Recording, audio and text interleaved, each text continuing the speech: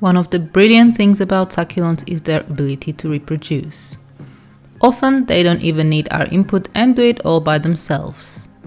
With many succulent types, you can just toss a few leaves around the garden and they'll produce a whole new plant in record time. But as you may have guessed from the title, not all succulents.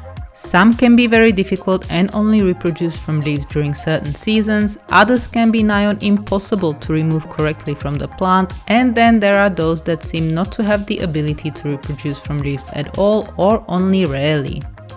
In this video, we'll have a look at common succulents that can, for one reason or another, be hard or not worth the trouble to propagate from leaves. Just a quick note before we start, the following are not necessarily impossible to propagate from leaf, they are simply not easy.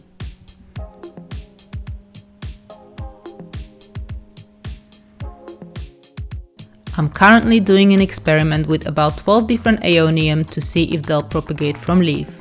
It is Aeonium growing season in my part of the world and I'm impatiently watching over 100 leaves.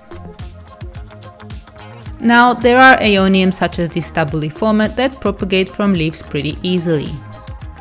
But I personally have never been able to grow a whole new plant out of Aeonium arboreum, Schwarzkopf or any of their cultivars. If it is possible, it's definitely not easy and not really worth the hassle, as these succulents are very prolific with their offsets. So much so they are considered a possible environmental weed in some parts of Australia.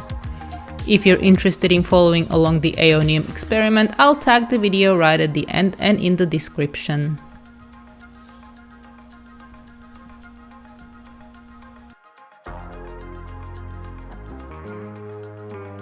I looked high and low for information about agave leaf propagation, and it has been suggested many times these plants just don't propagate from leaf. I've never been successful myself either, but if you have, let us know in the comments. It is not the end of the world though, as most agave produce lots of offsets and those that don't can be encouraged by a method called coring.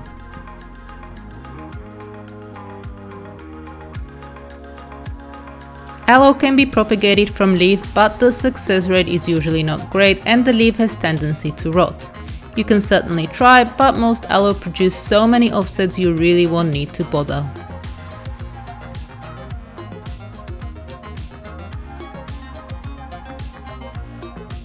The adorable Cotyledon tomentosa, also known as the bear spore, is one of the most popular succulent in this genus.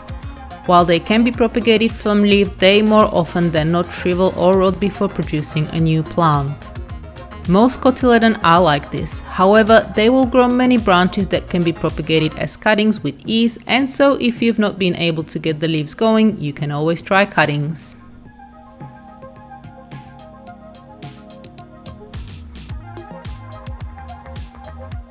Pteropegia woody propagates from leaf quite well, but I'm putting it on the list because it takes forever for them to start growing vines. I once planted seed at the same time as leaves and the result was quite surprising. The seeds grew much faster than the leaves. But in my opinion, the best and fastest way to propagate this plant is via cuttings. Personally, I wouldn't bother with seeds or leaves, but rather focus on growing a plant to a decent size and then taking cuttings from it.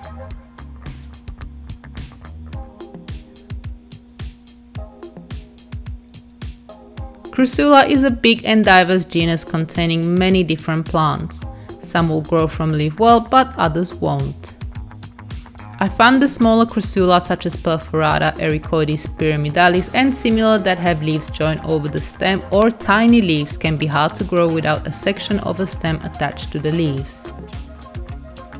It's also tricky to get the leaf off the stem without breaking it.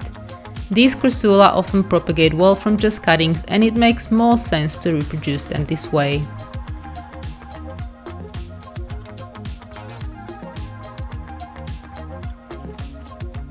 The great majority of Echeveria are super duper easy to propagate from leaves, but some refuse to play ball. In my experience, Echeveria agavoides and all its varieties and cultivars can be a bit of a hit and miss. Some grow from leaves well, while others don't. The first problem you're likely to encounter is dense chunky leaves.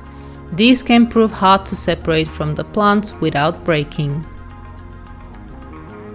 And then there are cultivars such as Romeo or Rubin, which do propagate from leaf, but the majority of leaves fail.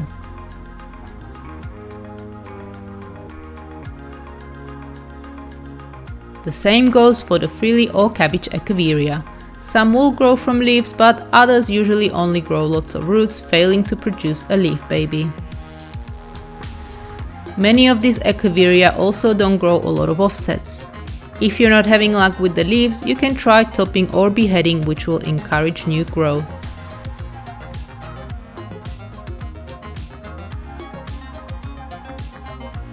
Most peperomia tend to be quite easy to propagate from leaf, but for some reason the Graveolens has very low to non-existent strike rate.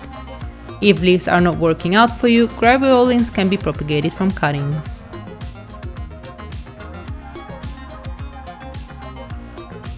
The string of Senecio such as Rollianus, Peregrinus or Radicans can be propagated from leaf, though it takes a long time for the plant to get going and the success rate is also quite low. The leaves of these plants also often send down roots but do not grow any further. Cuttings propagation is much faster and more reliable. When the stem is present, even very short cuttings will grow.